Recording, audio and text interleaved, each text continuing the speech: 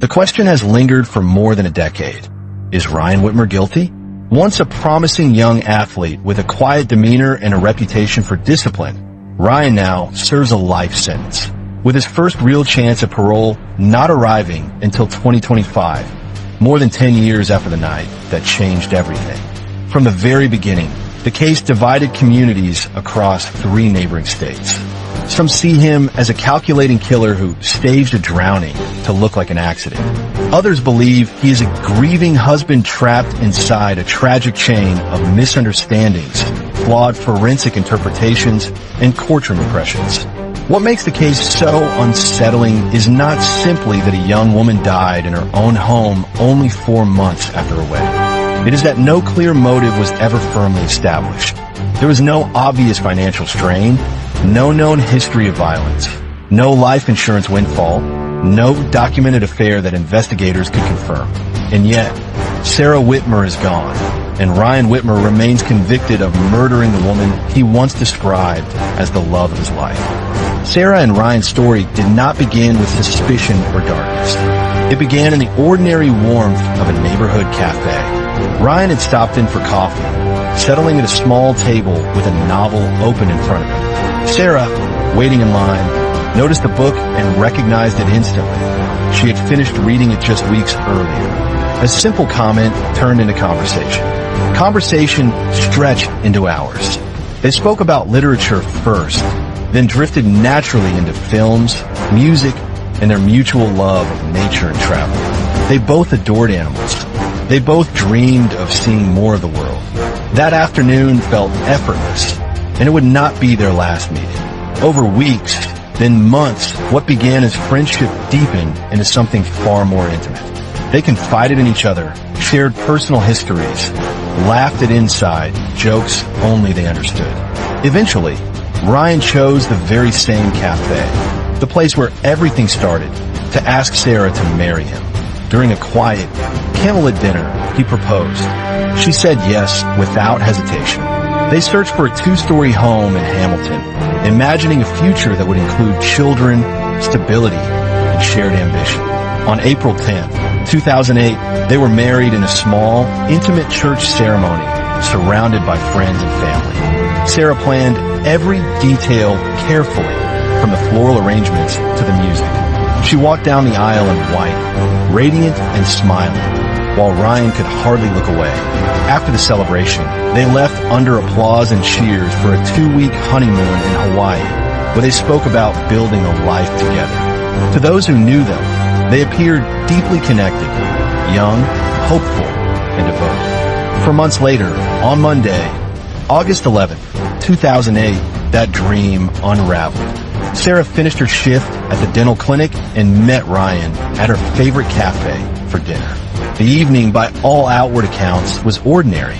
They ate, talked, laughed. Sarah mentioned she had a headache, a recurring issue for her. After dinner, they walked home. She unpacked groceries and settled onto the couch. Ryan brought her a glass of water and a pain reliever. He began running a bath upstairs, hoping it might ease her discomfort. They continued watching their television show together before she went upstairs. Sarah folded her clothes neatly in the bedroom, set out a towel, lit scented candles, and turned on music she loved. Downstairs, Ryan flipped channels, pausing briefly on a soccer match before calling up to her. She did not respond. Assuming she had not heard him, he eventually went upstairs, calling again. Silence. When he entered the bathroom, he later said he found Sarah lying face down in the bathtub. He pulled the drain plug and rushed to call 911. At 10:49 p.m., emergency services recorded the frantic call. Ryan shouted that his wife had drowned, that she must have fallen asleep. During the call, he appeared panicked and unfocused. The dispatcher attempted to guide him through CPR instructions. At times he seemed not to follow directions immediately, losing precious seconds. Eventually, under guidance, he removed Sarah from the tub and began resuscitation attempts. Police officers and paramedics arrived just 6 minutes later.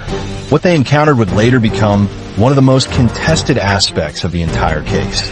The bathroom was clean, unusually clean, according to officers. The floor was dry. There were no soaked towels scattered around. No visibles splashes. No evidence, at least on first glance, of frantic water displacement that might accompany pulling an unconscious adult from a full bathtub. Sarah was found on the bedroom floor, unclothed, her skin largely dry except for her wet hair. Ryan was wearing only underwear, moving frantically. Medical professionals began CPR immediately when they found no pulse. A pinkish-white foam discharged from Sarah's nose and mouth, a common sign of drowning. Attempts to intubate her failed at the scene. She was transported to the ambulance, where additional defibrillation efforts were unsuccessful. Throughout it all, Ryan stayed close, distraught, and visibly shaken according to medical staff. At the hospital, doctors worked for approximately 20 minutes to revive her. At 11:41 p.m., Sarah was pronounced dead. Ryan collapsed to his knees in the hallway, crying openly. For friends and relatives, the shock was incomprehensible. Just 4 months after celebrating a wedding filled with promise, Sarah was gone, and Ryan would soon become the only suspect in her death. The autopsy added further complexity. The medical examiner determined the cause of death to be drowning. Yet the report also documented multiple injuries: bruising on the right side of Sarah's forehead, hemorrhaging inside her eyelid, contusions on the back and side of her neck, an abrasion beneath her left arm, and injuries to her upper lip. There were hemorrhages within the muscles at the front of her neck and several scalp contusions that were determined to have occurred before death. Those findings fueled suspicion. Prosecutors would later argue that these injuries suggested force. But there were contradictions. Sarah's fingernails were intact. No breaks, no chips. There were no defensive wounds on her hands, elbows, or knees. No scratches on Ryan's body. No clear signs of a violent struggle in the bathroom. Sheriff Bishop even conducted an investigative experiment to test whether a struggle could have taken place without disturbing the scene significantly. But the results did not conclusively answer that question.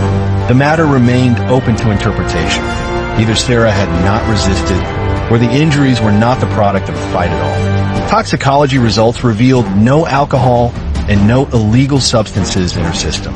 2 days later, on August 13, 2008, Ryan Whitmer was arrested on suspicion of aggravated murder. The prosecution's foundation rested on 3 pillars: the inconsistencies in his statements, the unusually dry scene, and the injuries on Sarah's body. To authorities, it was enough to charge him with intentionally drowning his wife. When the first trial began in March 2009, the courtroom became a battleground of interpretation. Emergency dispatcher Ron Cronenberger testified that Ryan's tone during the 911 call struck him as strangely composed in certain moments. He remarked that at times it sounded as though Ryan was only pretending to administer CPR, blowing air without urgency. The prosecution argued that the call had been staged, that Ryan had deliberately delayed effective resuscitation. Central to their case was the bathtub itself. Using reflected ultraviolet imaging, investigators claimed to have discovered streaks inside the tub that resembled hand impressions closer to the center than the rim. Smudges and fingerprints were identified. A forearm impression was reportedly found. A hair follicle analysis suggested the mark had been left by an adult male. Though the age of the print could not be determined, prosecutors implied it was Ryan's and that it represented the position from which he allegedly forced Sarah underwater. They presented expert testimony asserting that it is nearly impossible for a sober adult to fall asleep and drown in a bathtub. The sensation of water covering the face, they argued, would trigger reflexes, gagging, coughing, sudden awakening.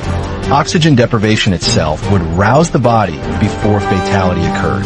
The pathologist testified that if Sarah's hair was wet but her body largely dry, one explanation might be that her head had been forced underwater while her body remained partially outside the tub, over the rim, against the sink, or bent forward unnaturally. The prosecution's narrative was stark. Ryan held her down until she stopped breathing. The defense countered with equal intensity. They emphasized the absence of motive. There was no life insurance policy, no documented domestic violence, no evidence of financial crisis. Friends described the couple as affectionate, stable, future-oriented. If a violent confrontation had occurred, defense attorneys argued, where were the signs? Where were Ryan's injuries? Why were Sarah's fingernails undamaged? They contended that many of the bruises and hemorrhages could have resulted from prolonged and aggressive CPR efforts, repeated intubation attempts, and emergency procedures both at the house and in transit to the hospital. At their request, a second autopsy was conducted by Dr. Werner Spitz, who confirmed drowning as the cause of death, but classified the manner of death as undetermined rather than homicide. He documented additional injuries, including a lacerated liver and deep neck hemorrhaging. Yet he could not conclusively determine whether these resulted from resuscitation efforts or an assault. EMTs had attempted to revive Sarah for approximately 45 minutes.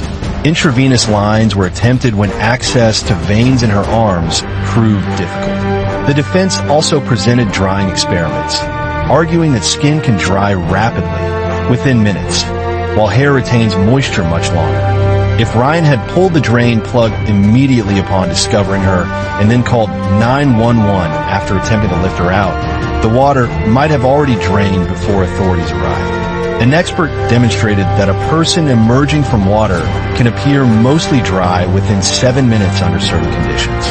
The debate was no longer simply about whether Sarah drowned. It was about how and under what circumstances. And that distinction would determine whether Ryan Whitmer was a murderer or a husband caught in a medical tragedy no one could fully explain. The legal battle did not end with the first conviction. Appeals followed, motions were filed, and by May 2010, a second hearing was underway. Ryan's father, Gary Whitmer, maintained publicly that crucial medical information had not been fully considered.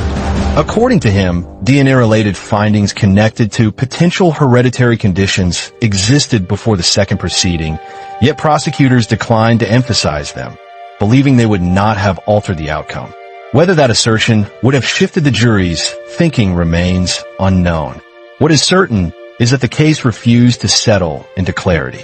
Then, in a dramatic and unexpected turn, a woman named Jennifer Crew appeared at the prosecutor's office claiming she possessed direct knowledge of Ryan's guilt. She stated that she and Ryan had communicated regularly through phone calls and emails, and that on October 26th at 11:09 p.m., he called her sounding deeply distressed. According to Jennifer, Ryan confessed that on the day Sarah died, she discovered evidence of extramarital activity, photographs of an inappropriate nature. An argument erupted in the living room and continued upstairs. She alleged Ryan admitted striking Sarah during the confrontation, pushing her into the bathroom, leaving her alone in anger, and later discovering her submerged in the bathtub. Jennifer further claimed he said he wiped down the bathroom floor with towels to conceal what had happened before staging the 911 call. If true, this testimony would have provided the motive the prosecution had struggled to establish. But the defense moved aggressively to dismantle her credibility. They pointed out that no wet towels were found in the home. Not in hampers, not in the washer, not in the dryer. No digital evidence of infidelity was produced. Financial records showed no instability. Friends consistently described the marriage as stable. Further investigation into Jennifer's background revealed prior incidents of dishonesty and minor theft convictions. The alleged confession call could not be substantiated with independent evidence.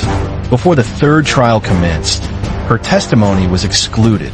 What might have been the prosecution's most emotionally compelling evidence was removed from the equation.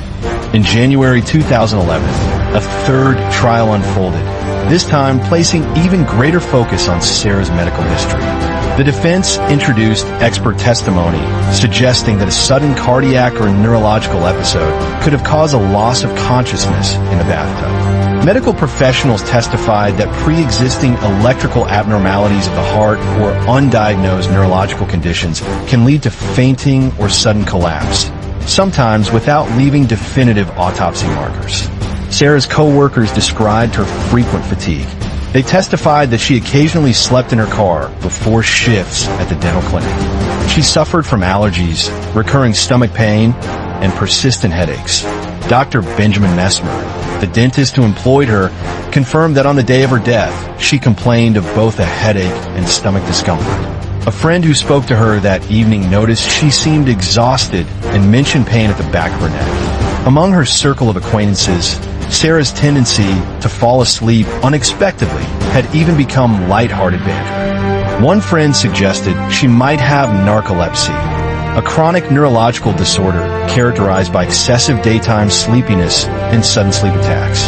However, Sarah's mother firmly rejected this suggestion during testimony, stating her daughter had always been health conscious, organized, and attentive to her medical checkups. She insisted Sarah did not suffer from abnormal sleep patterns and had never been diagnosed with such a condition. Medical examinations conducted during her lifetime showed her to be in good health. The courtroom was left balancing conflicting impressions, anecdotal fatigue versus documented medical normalcy.